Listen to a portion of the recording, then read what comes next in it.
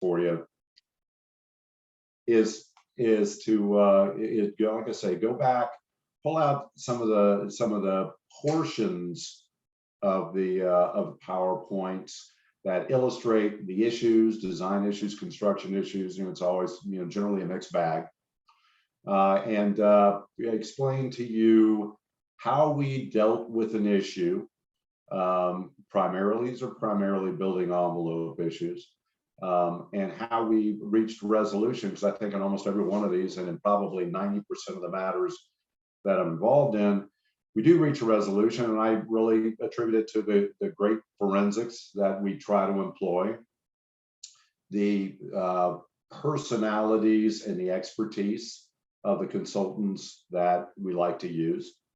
And that means a lot, because if you get people who are all in a room and they're all combative and everybody wants to try to one up everybody else, it really doesn't work out so good, because nobody listens to the solution. So as we go through the PowerPoints, I will give you comments on what was, not only what was going on, it'll be sort of evident to you, but how we tackled the problem, how we envisioned getting our arms around what was going on, and then how we were going to sit with owners, contractors, developers, even design professionals, and say, look, we think this is the situation. We always have a solution for it. And it's, it's quite frankly a theater of persuasion, like so many things are. So yeah, all of this is designed to give you some insight into how the legal side of the business interacts with your side of the business. I'll call that the creative side, and give you an idea of how construction lawyers both defend and prosecute claims from kind of the architect or the architectural forensic side.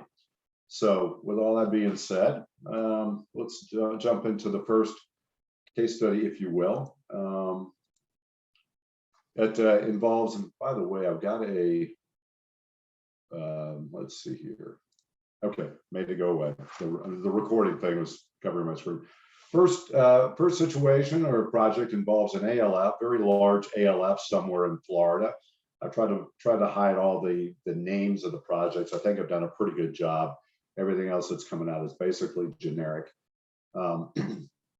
So big ALF in somewhere in Florida, older buildings. This project got into this project probably in the late 80s, and there were some renovations being done in some of the interiors, and the interior drywall was stripped off, and the maintenance folks were sharp enough to notice that the exterior walls were moving in and out. So what you've got there on the right-hand side is a stripped unit. You can see a fair amount of water damage there. Those walls were moving. Okay, those are exterior ethos clad walls that were literally moving in and out as the wind blew. So the first thing that we took a look at, peeled back some of the jib board, the exterior jib board, and noticed that you see there the dabs and the globs of the adhesive for adhering the EPS board to the exterior drywall or exterior sheathing was put on a little haphazardly. It's supposed to be, I think, the rivet and dab method. I don't know what that was called. Throw it up against the wall and see what sticks method. But that didn't turn out to be the biggest problem. The biggest problem turned out to be the fastener spacing on the studs, on the exterior studs. And although the design was a little weak, maybe very weak, but the designer was long gone at this point, the spacing industry standard should have been 8 inches. It was all over the place. So we started taking a look at that. And immediately, of course, this is an ALF, and you've got people at various living levels, assisted living, independent living, and I'm not sure which this building was, but they varied. But the problem was a typical problem. These fastener spacings were a mess. So we had to notify the owner that there was, in essence, a bit of a life safety issue here, because if a hurricane had rolled through this area, we would have lost the exterior cladding off this building. And it would have gone in a manner that we came to term, and I don't know if we made this up, or we got it from somewhere. We called it the zipper effect. And we're going to explain that to you in a minute. And you'll get it right away when we explain what the zipper is. But what we did was to go back to the contractor, who was a national contractor, very large contractor out of St. Louis. We needed to make a point to them and to some carriers involved as to how, what the problem was, what the effect of the problem was, and it was certainly much more than a Band-Aid fix. So we go to the building codes, we determined the wind loads on the various, we broke the building, this is a low-rise / mid-rise building, into 3 areas, calculated the wind pressures. Obviously, we were concerned with the suction pressures on the building at the various height levels. We did our, made our plates. We did our pull-off tests because, and I do believe on this one, the resolution and the owner's remediation costs were all funded by a carrier. We did our pull-off tests, did our meters, set up graphics to show what the pull-off test results were at the various buildings. That's a second one of that. And this is, by the way, these are snippets from the actual presentation at a very large mediation, probably 20, 30, maybe more people in the room at the time. So there was a little bit of educational process here, but there always is. So explaining wind loads, explaining the effect of wind loads on the buildings. Showed a little wind tunnel graphic to explain this. And in the process here, and I'll try to give a little bit of a theme to each of these projects. I'll call this one, we're going to call this one the simple but dramatic, because the goal was to show the carriers involved and the contractor involved that this is such a serious condition that it was just inarguable that if we got the building subjected to, even that time, look at the wind loads, right? 110 mile an hour wind loads. That's old school code requirements, that these buildings were going to be nothing but studs, even if the studs were there. And the studs had, at this point, suffered so much corrosion from water intrusion, they were pretty much rusted out. So what we did was we started, after doing all the forensics, and again, this is the theater of persuasion, and hopefully not, continued and expensive and, mind-numbing litigation that goes on forever and just is probably the most inefficient way in the world to solve a problem. The idea here is persuade people what's going on, give them good, solid forensics without a lot of drama, and get the problem resolved. And I can say that this happened here. And I think for these, got about 3 or 4 of these other ones happen in every single one. And again, I'll attribute it to the workup. So we calculated what the loads would be on each of these fasteners had they been spaced properly. And again, we go back, and no doubt they surely weren't spaced properly. So with that, we take our counts and tallies of what the spacings were, the various levels of the building, and again, try to put together the graphics so it's simple, dramatic in a good way, but also conclusive. Okay. So what you're doing from a lawyer's perspective, and of course this works, this is the approach no matter whether you're trying to persuade somebody what to do to fix a problem, or that you didn't create the problem, or you really didn't have much of a hand in the problem. It's all kind of the same approach. The idea is be kind of overwhelming, but not in an impractical way with it. But also, I mean, when you look at this kind of a chart, right, it tells you see right away what's happening. That's bad. That's very bad.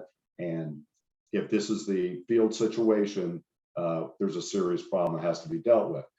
So then we got into the grand finale of this issue. There were other issues on this project, but this was the primary issue.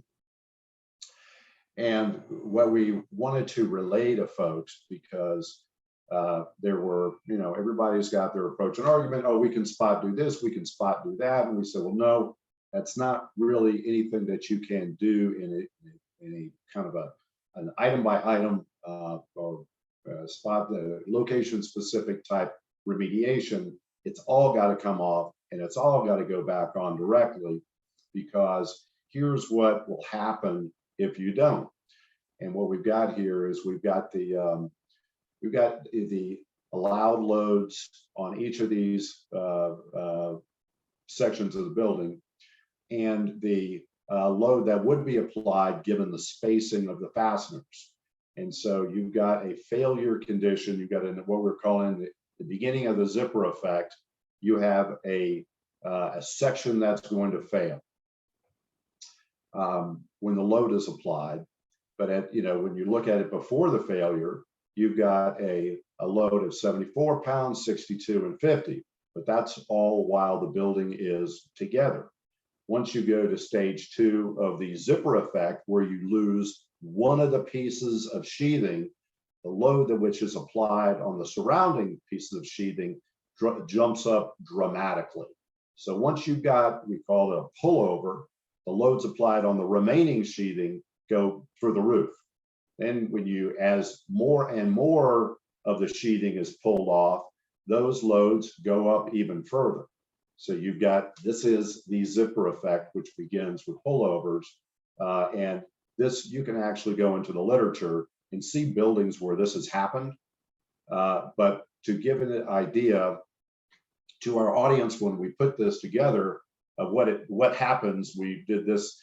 It's kind of slow, and I didn't know how to speed it up for today, but this is what the zipper effect leaves you with once you have that first pullover. The entire cladding just rips off, because the rest of the cladding was never designed and could really never withstand the rest of the suction pressures.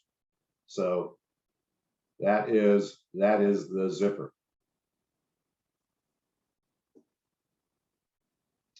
All right. Second little case study I'll talk about.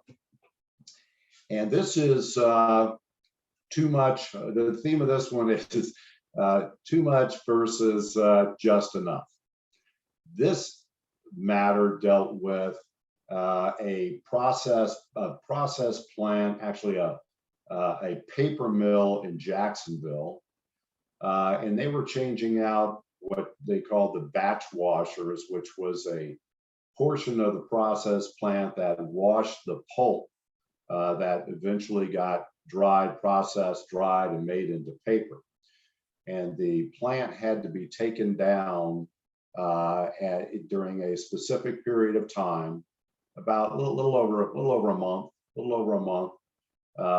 taken offline while these batch washers were replaced.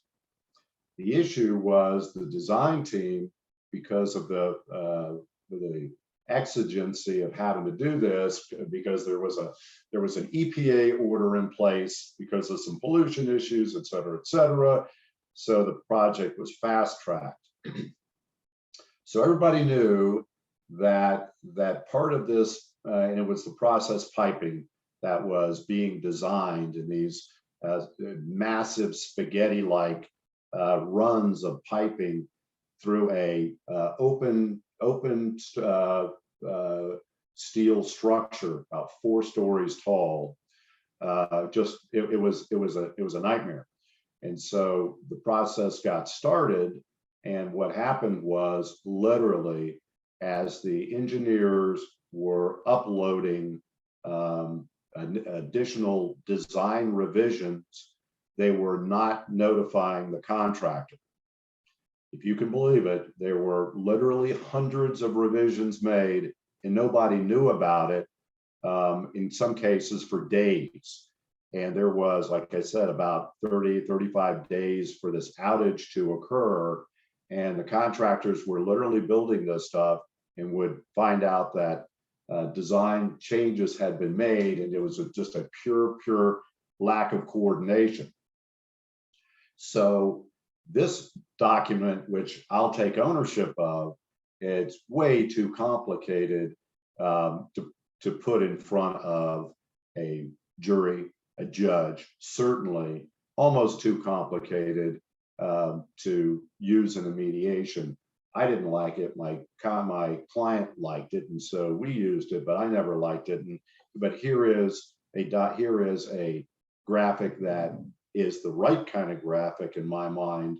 If you're trying to explain to somebody, hey, here's what happened out there, and it's kind of like some of the zipper effect stuff. All right, and this is, I mean, unfortunately, very much actual. Went from planned man hours of 311,000 to 787,000 man hours after this project got put on a 7-day-a-week, 24-hour-a-day schedule.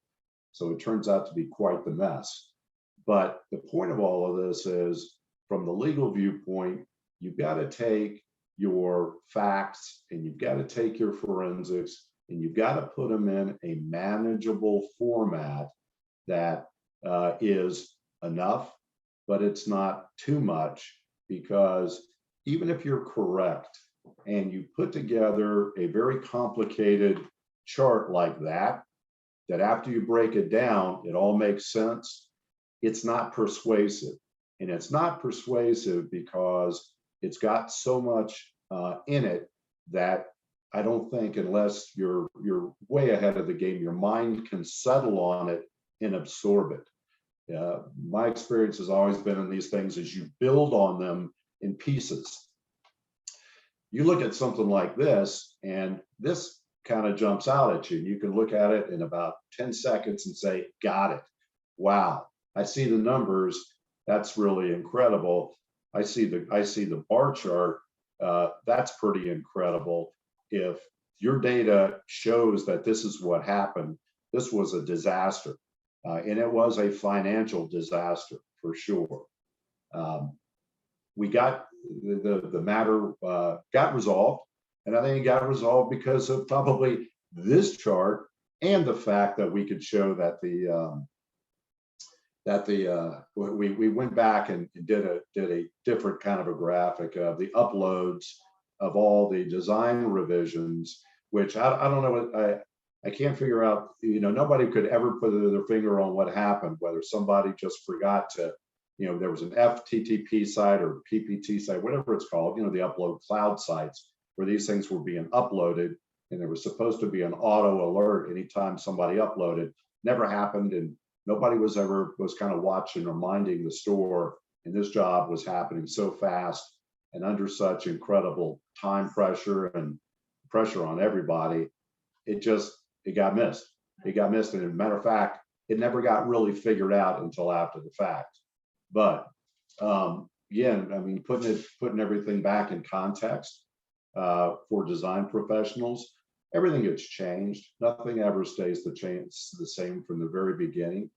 And there's got to be some really good coordination, obviously, and there's got to be a little bit of back checking, and there's got to be somebody minding the store. But when all of that somehow fails, and you've got to get your arms around stuff, you've got to get the very complicated matters boiled down to something simple, something digestible, something pretty much bite-sized to where you can build it. Because as you go through, and it's not just, PowerPoint is just one method, right? One vehicle. As you go through any type of a meeting, a conference, whenever you're trying to get a point across and hopefully bring people over to your side, there's a little bit of psychology in it, right?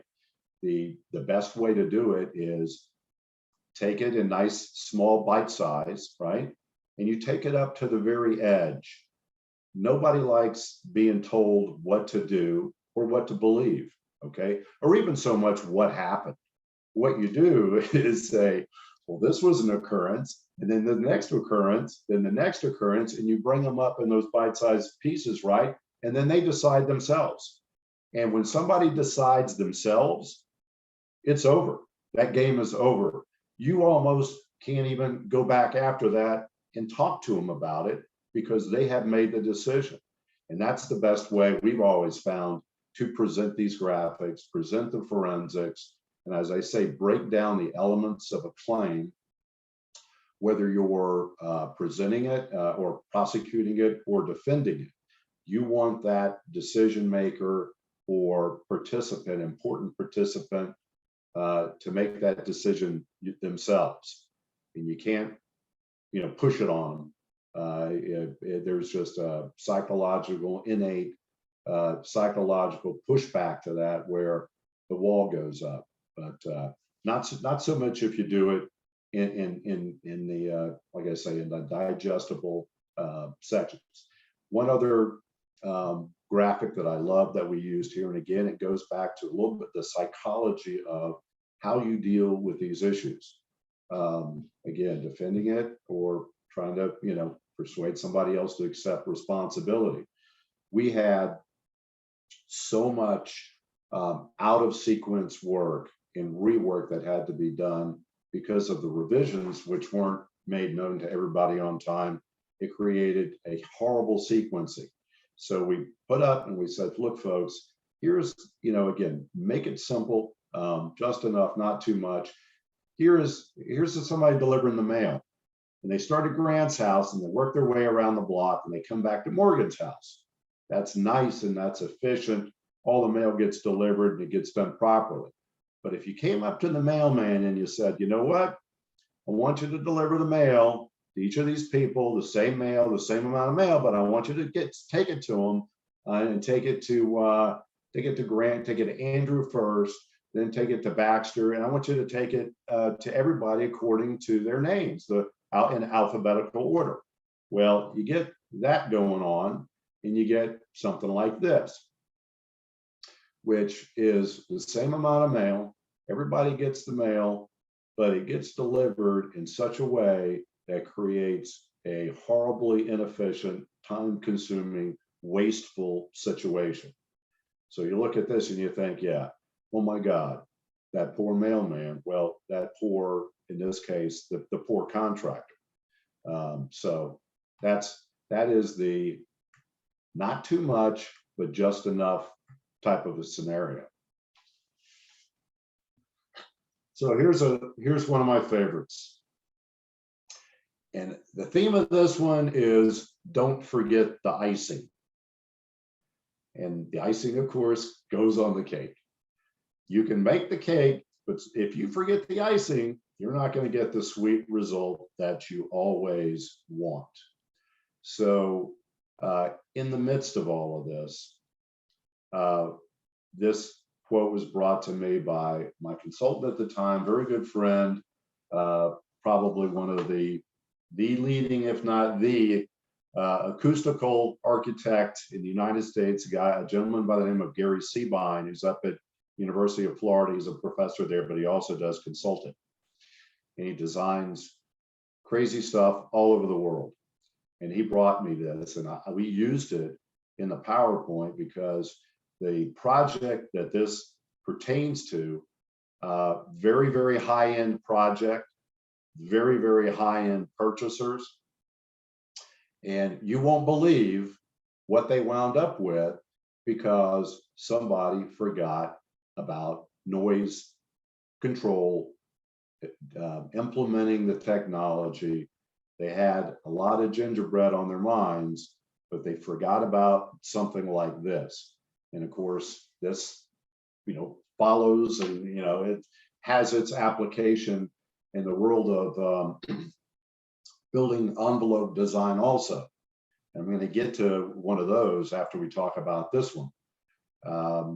You get the nuts and bolts in place, but you can't forget the lock washers. You gotta nail everything down because all you need is one piece of the puzzle to be missing, and then you might get the zipper effect. So here's what happened here, and there obviously was a noise problem, and in a very, very high-end luxury development, condominium is what it was. So we took it back to the basics, and again looked at, okay, what is going to make the most impact with building blocks that you just can't argue about it. I mean, it is what it is. So we went back and actually, although noise technology and noise control, there is a lot of data and methodology out there. As far as standards, you will find very little standards. Most of the standards are European standards. To my knowledge, no leading industry organization in the United States has yet to adopt design standards for noise control and noise transmission, impact, ambient, et cetera. So the one that we could put our fingers on, believe it or not, was HUD. And so at the time, and this was around probably 2010, somewhere between 2005 and 2010, this thing came up. The HUD standard was a 1963 standard, impact noise control in multifamily dwellings. And I'll kind of jump through some of these PowerPoint slides, that with the builds on them quickly. And it was so old that the best writing we could find had been copied so many times it looked like this. This wasn't somebody with a shaky hand. This is the best text you could get. And the HUD people had some great comments that we pulled out of all of this stuff. One of which pertained directly to architects,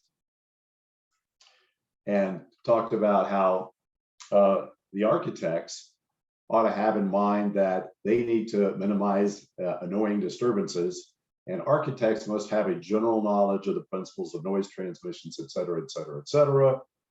Then he goes on to say that the FHA minimum standards will include this, and this was a study done by the National Bureau of Standards. Okay, so what does all that boil down to? What it all boils down to is, at the time we were involved in this matter, there were STC and IIC sound ratings that were published, as I said, as of the early 1960s and adopted for HUD projects, which I can tell you, I will never forget the look on the faces of the board members of this development. When I explained to them, they all knew they had a sound problem. When I explained to them that their design provided less than HUD financed housing, they were less than happy. But so you take your standards, just like you would in a building envelope matter. You take your standards and you work against the standards. Hopefully, for your purposes, you've met or exceeded the standards. But if not, then you go right straight to the best remediation. If you have, and you're trying to talk somebody out of it, then that's what you key in on. This was the spec from the project. We've done our best to protect the project names, even though it's all this, most of this stuff is really public record. But anyway, so their sound transmission, IIC and STCs were 50. The higher you go, the more noise attenuation you get. So the HUD standards were 55, they got 50. Then we had put together these cute little graphics to explain, because the acronyms do not help you at all, and they're not intuitive. So horizontal sound transmission, IIC, impact insulation class, which if you didn't know we were talking about sound and somebody, a layman looked at it, they wouldn't even know you're talking about sound. So we did all of that. We then, I don't know where we found this. I think we might have pulled this even off the web, but we needed to put things in context. Let's see. I think, well, that's it. Okay. Again, going back to the simple but persuasive, where you take all your data, offensive or defensive, and you boil it down to a very simple concept. And you know what this reminds me of? You've been to the doctor's offices where they'll have their pain chart, and it's like, well, how much pain are you feeling? They've got all the smiley faces and all the sad faces. This is the same thing. But if you're trying to explain to a layman that what these numbers mean and what's going to make you happy and what's going to make you sad, you could spend $50,000 with experts to sit down and try to describe it. But this thing that I'm pretty sure we pulled off the internet does it all. It does it all. Does it all for $10.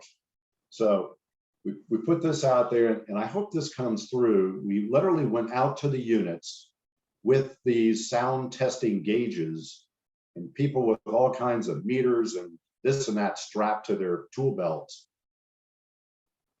I'm not sure if you can hear it or not, but bottom line is first meters were ambient, and this machine taps on the floor. I'm not sure if you can hear it, but right now it's tapping very, very loudly and fast. They can set the pressure of the taps, how many taps you get per second, and not per second, but it's really per minute. And all of this stuff is measured. So we get to the end of it all.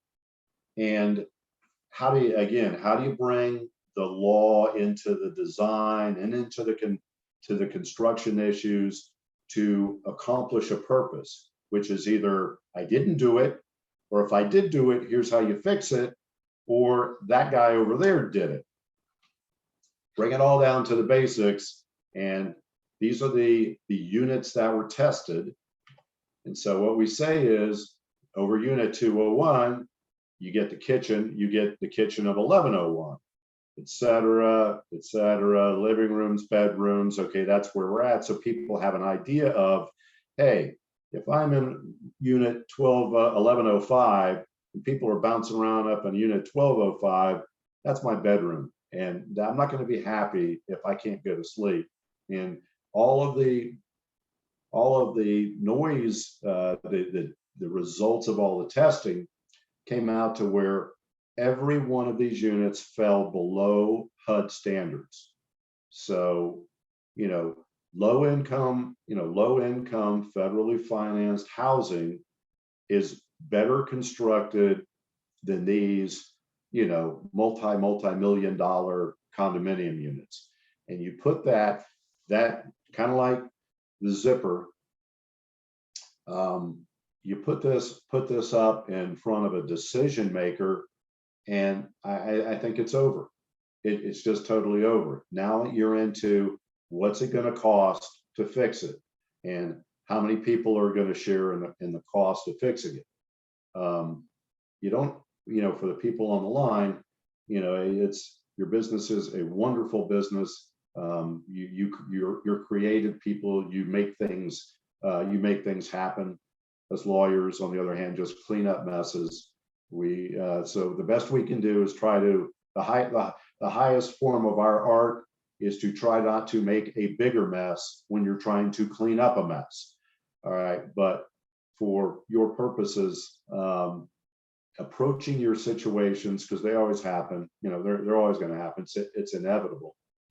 Tackling it in this kind of way, I think gets you where you need to go. So here's one. Here's the one that will be near and dear to your hearts as far as the envelope, building envelope design, remediation, forensics, etc. This project, another high-end project, not quite as high-end as the last one, but much bigger, much bigger. 300 or 400 units. I think it was in the threes. I think it was in the 3 range. High rise, large project, large national contractor, very good contractor, very good design team. Financing was done through a group they were our clients, highly sophisticated, very highly sophisticated, very experienced. So what went wrong? They were too smart for their own good. And what I mean by that was they had tweaked, they meaning the development group, in conjunction with the contractor and the architect. They were out of Virginia. Very, very high-end, very large architectural firm.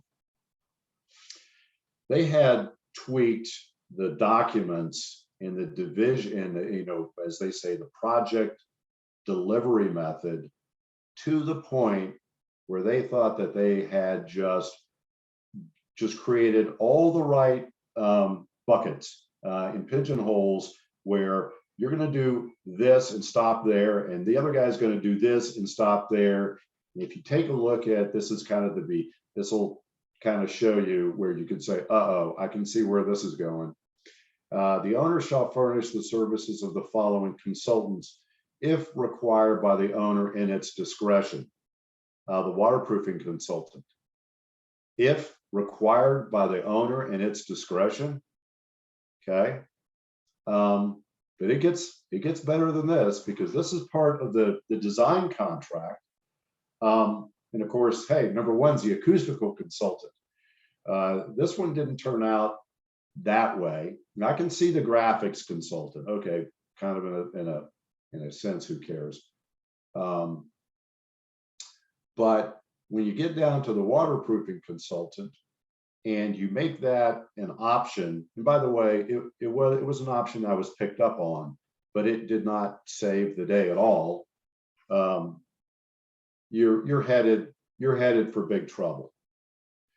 So, and usually I will say in these matters, although when you get the complaint and you get the attached list of exhibits, it's got 50 things on it, you can usually boil them down to a handful of items that you can trace back to what happened, either a handful of items or a handful of decisions.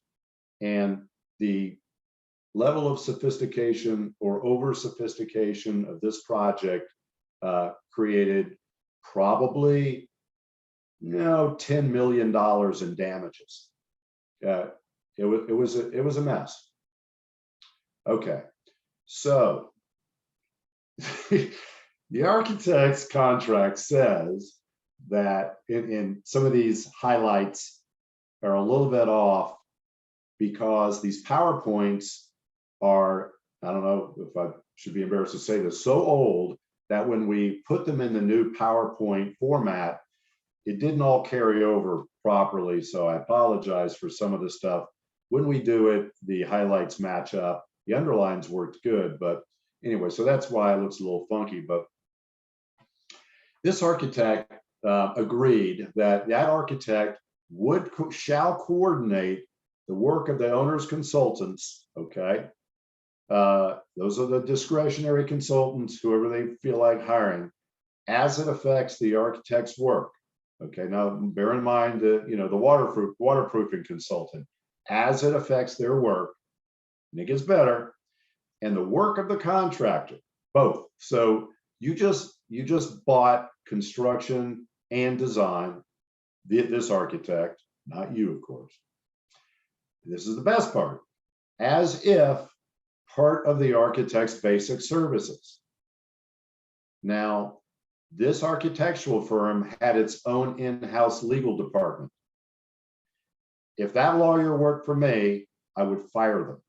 Okay, what you've just done here is basically write a blank check on your E&O for any water that gets into this project. Okay, I couldn't have blown this up bigger, because remember, we represented the development group, and we actually broke the PowerPoints into one versus the contractor and one versus the architect, and one to the association for the fix. Okay, and I'll tell you, I'll give you a 2-second war story on that, because I'll never forget it. We fixed this building with Dow Allguard. Okay, and at this point, Mark Williams has a big smile on his face, because he is Mr. Dow Allguard. Well, let me tell you what, that stuff works. And I say it works because people believe it works. All indications are that it works, and it's going on a lot of projects. I've never heard nobody's ever come back and said it didn't. But so we're putting this on the association in a giant ballroom at the Renaissance hotel at the or Tampa airport, where that big mall is anyway. So I'm talking to Mark about this stuff, and we've got a whole Dow Allguard thing. And I said, yeah, it sounds good and it looks good, but we need something more. We need something more. Mark says, let's get pieces of Dow Allguard and hand them out and let people play with them. And I said, oh, that's brilliant, because you know how thick that stuff is, right? It's like a giant rubber band. You get like a 4-inch by 2-inch piece of it. So we got from the Dow people, they gave us all these samples of Dow Allguard.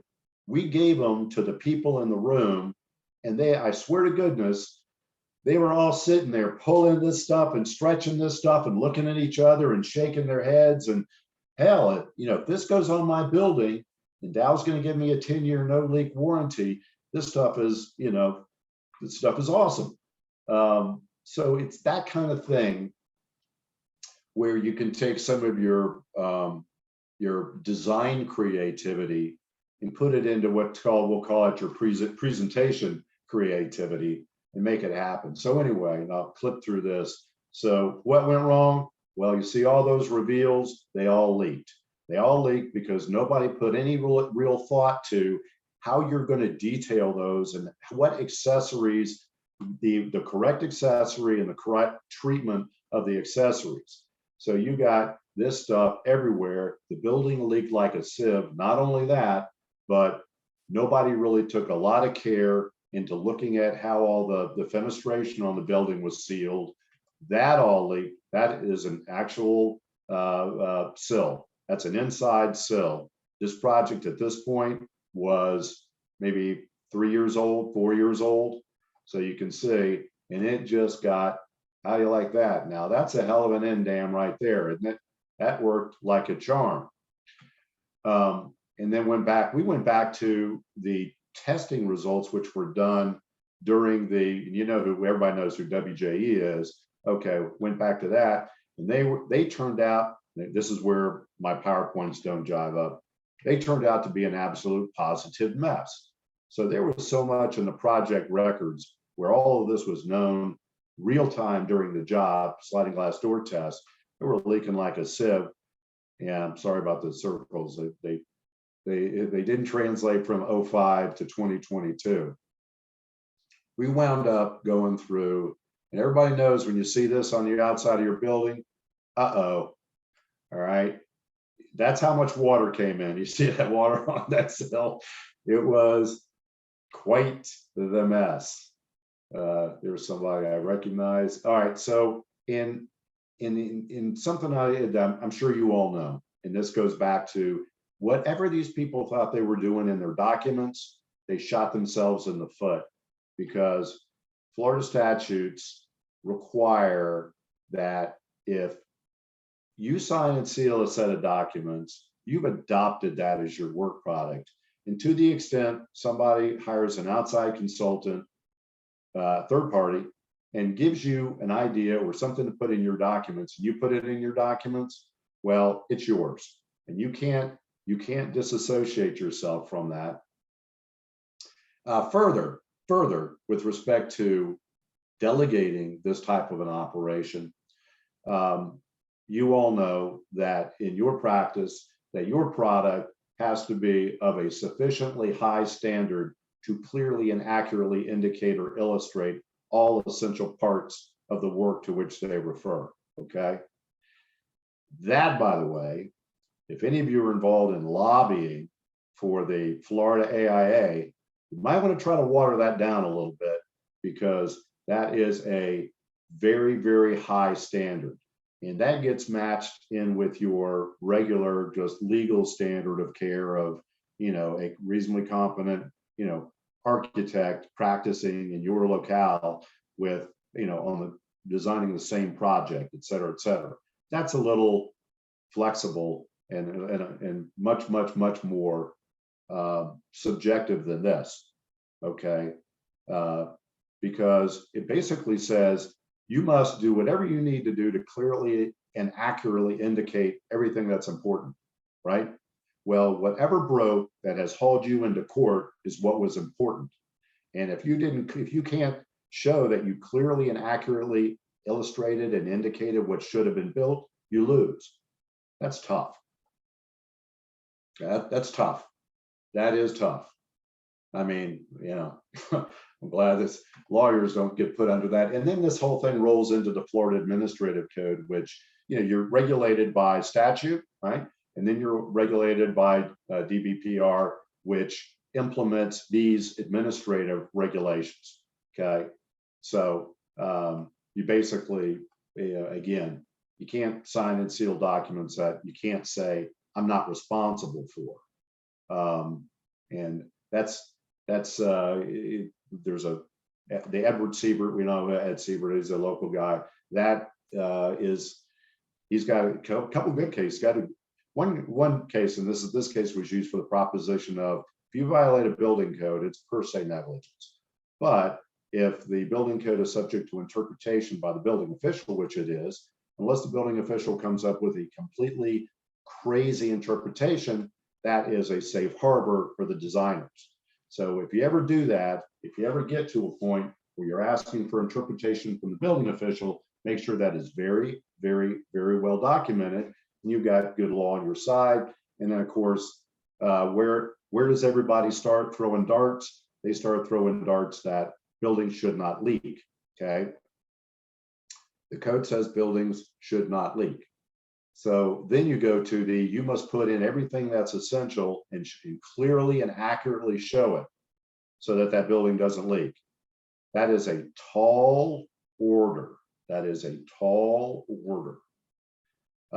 Okay, so, and by the way, we use this one on this architect, you cannot delegate that duty. That duty is non-delegable. That's a great word, delegable. Can't do it, won't work, cannot put it off on somebody else.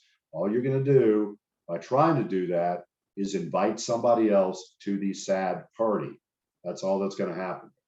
So then we get to the very last thing here. And this one, the theme of this one is if somebody is claiming a fire is burning, okay, the fire is burning, and they come at the situation with a very, very dramatic entree, okay? The sky is falling. The only thing that you can do to protect yourself is put that fire out by burying it in solid evidence, okay? This is this case is a high-rise luxury condo that the plaintiff's counsel, which was a statewide condo, we call them the condo commandos, and that's probably the kindest thing that they're ever called. And they have morphed into new versions of the old condo commandos, and they're good at what they do. So you got to take them seriously. This building, the entire roof was going to blow off. Okay, it was gone. The entire roof had to be removed and replaced. It was leaking like a sieve, and structurally or wind load wise, it was going to come off. And the board flat believed it. They believed it, absolutely believed it. So we had two things to deal with. There was some water intrusion, which was odd in that it appeared to be throughout the roof deck, which was odd because we had good materials and a very good roofer. So the first thing we did was say to these folks, okay, look, you got an issue, you got a concern, and the way we always throw it out is, you got a concern, we got a response. Because you've got to make people feel comfortable. And of course, this is their home, safe in their home. So here's the answer. And we're going to show you how we got there to it's such a bad job. It just leaks everywhere and it's going to blow off. We said, we've looked at this hard. There are limited entry points. We know exactly where they are. It's not a hard fix. And the hard fix, it's not a hard fix. And the fix is so typical and standard that the neither the roofing manufacturers, long-term warranty, labor material, LM labor material warranty is going to be affected. And this also is a factory mutual rated roof for insurance purposes. They didn't bat an eyelash about it anyway. In other words, there is no fire. Okay. How do you tell somebody that really does believe, because they've been pumped up by bad / misinformation, the roof is coming off? You do it by just overwhelming them with, we know, and we have looked at this so hard and from so many angles, we've got it. We've got the answer. At the end, I'm going to tell you what happened. So what do? You take your nuclear gauge and you go out and you take this many nuclear moisture readings on the roof. All right. Now, is this anybody ignoring your problem? I don't think so. You look at the perimeters. You look around the elevator shafts and the elevator penthouses, which the flashing around there turned out to be a problem. Okay. Then you go look at, the typical suspect, the drains. All right. What's happening around the drains? Then you go back and you say, all right, we found that besides some pretty, easy to deal with flashing issues around the elevator penthouses, right, and a few around the perimeter with some perimeter cap flashing, etc., your issues are the drains. Okay, your issues are primarily, almost exclusively at the drains. That's where the moisture showed up. So we're going to go out and we're not just going to say, we went around and stuck gauges on the top of your roofs. We're going to go out and take samples. We're going to go out and take core samples all around these areas that showed moisture. We're going to figure out what's going on. One thing we're going to figure out, and I know we got about 5 minutes left, so I'm going to talk maybe a little bit faster because you got to get to the end of the story. We will. We had to show them that you could dry out this lightweight concrete. Okay, you don't have to tear it up to the structural deck, which was the cell. Okay, that was the cell from the condominium's lawyers. Tear it up down to the structural deck. So once we identified where the water was, and then in a minute we'll tell you what we came up with, what you do about it. We have to say, this stuff dries out. Okay, unless it's deteriorated. So we went and took the cores, had the cores, la-di-da, took a lot of cores, measured in the cores, figured out what the moisture content was from these cores. These cores were all around the drains. Showed them that, look, here's your wet spots and here are your drains. Now, gee, do you see a correlation between where you got a lot of water and where you got drains? Yeah. So what do? Tore all the drains up, figured out what was wrong at the drains. It was an installation, kind of a typical installation area at the drains. Okay. Went back, and this is just more detail there. Went back, and didn't stop there. We said, you know what? Let's go belts and suspenders. Let's go infrared. We went out and did an infrared survey to further confirm we know exactly where the water is, and then the fix is not going to be hard once you identify what's going on and that there is a fix, and you don't have to, tear the building top off. Went back, showed the folks, and this took a day. Took a day to do this. I'm going to tell you what happened at the end of the day. Took an entire day to show everything that we did. Got up there with hoses, sprayed them on because we had some, the door thresholds at these metal doors always leak, just about. So they're always in need for some remediation, and yada yada. There you go. Had some flashing issues around the penthouses. There's that guy again. Then went through with our leak detectors, and this interesting contraption, because the roof had been repaired a number of times with patches. It's a TPO roof, and they don't look so good.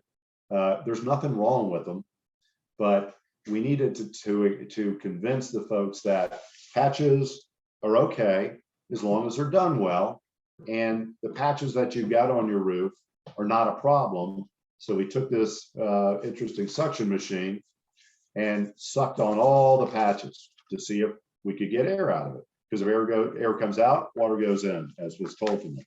So we get to the end of all of this, and you throw up, well, here's what you got. You've got some wet areas, you got some leaks. They're minor around the elevator stair towers, some mechanical equipment. We had a couple around, a couple walkway cuts, and then some around some roof supports, of course.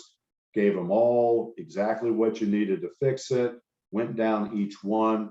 Don't need to really go through it here, but not leaving anything out, because the moment you leave something out, if somebody believes you left something out, you lose your credibility. Okay. Then we got to the patches, because they just didn't like the patches. Explained the patches are fine. The manufacturer stands behind. You still got your 15-year warranty. And let's talk about your roof blowing off. All right, folks.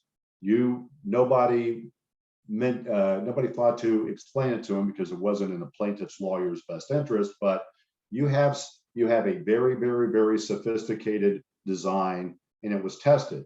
Where was it tested? In a wind tunnel. Now, how many wind tunnel tests do you see for condo buildings? Very few. This one got put through a wind tunnel test. All right, for the design, and I think we got that off of there.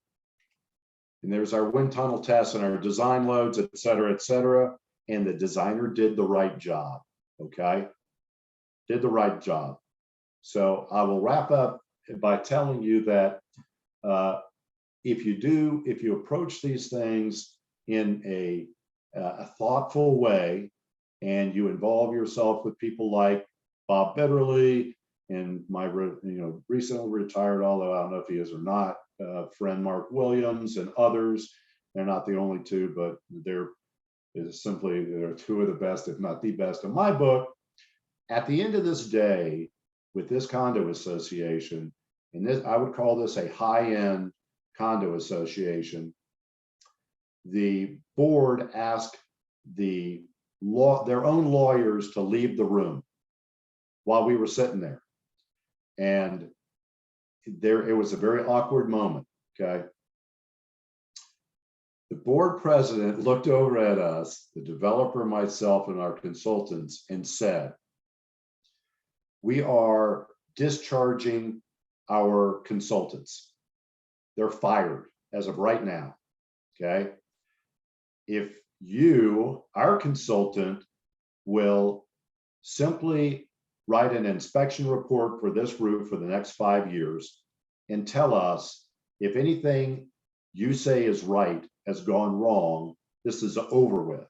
This claim is over." And that's what we did, and that's what happened, and we all lived happily ever after.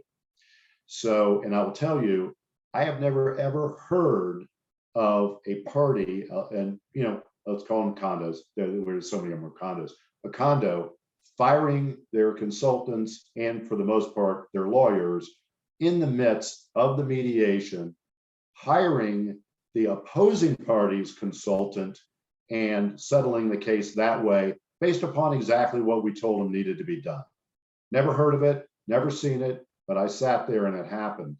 And it happened because we did our job, we did our homework, and we came at it the right way. So you take the science, you bend the law into it, you bend human nature into it, you come at it with, if you made a mistake, you deal with your mistake, you come up with a reasonable fix. Hopefully it's not too damn expensive. Otherwise, you basically talk them out of it. It can be done if it's done properly. So those are the war stories for today, and hopefully, in the midst of the comments and the explanations, imparted some helpful, useful things, food for thought for everybody. And I certainly appreciate the invite, and because I love the design field, and do truly appreciate your craft and your art. I really do. That's the most fun of what I do, I will tell you without hesitation. So, Ellie, I'm all done. I know I went a couple minutes over. Hope I don't get scolded for that. Sorry about that. No, not at all. Thank you so much for the presentation. Everyone, you can feel free to unmute yourself if you'd like to ask any questions, or you can place them in the chat and I can read them out. Or you can certainly email me if you want to email me. I think my email is somewhere, but we can sit here, happy to chat with you. Absolutely. I'll make sure to include David's email in the follow-up that I'll send to everybody with the attendance list. And I'll also include a link to the slides from today's presentation for your reference. We will be uploading a recording as well, and that should be ready, I would say, probably by tomorrow. David, great presentation. Thank you so much.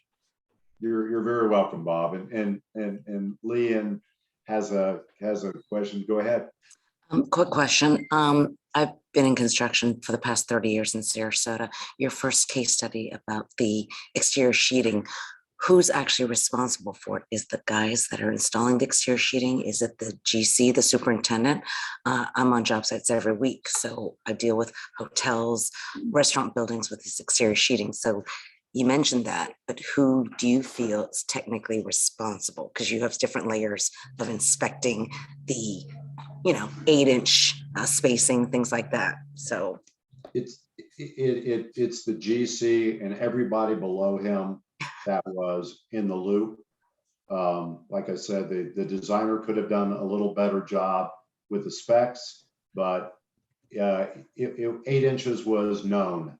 8 inches was the industry standard. So right. Yeah, it was the contractor and the contractor's contractor and the contractor's carrier paid to fix the situation. Got it. Thank you.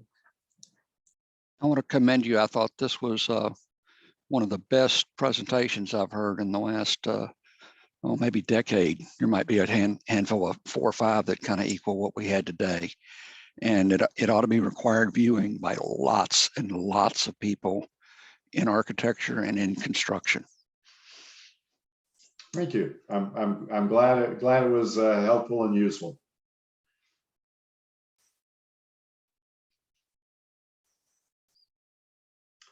Okay, well, like I said, if anybody's got any question, follow-ups on any of this stuff, happy to chat with you or email with you.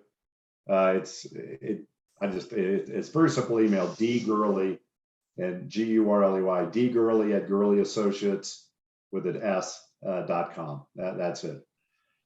So find me if you got any questions. And thank you all. Everybody have a great day.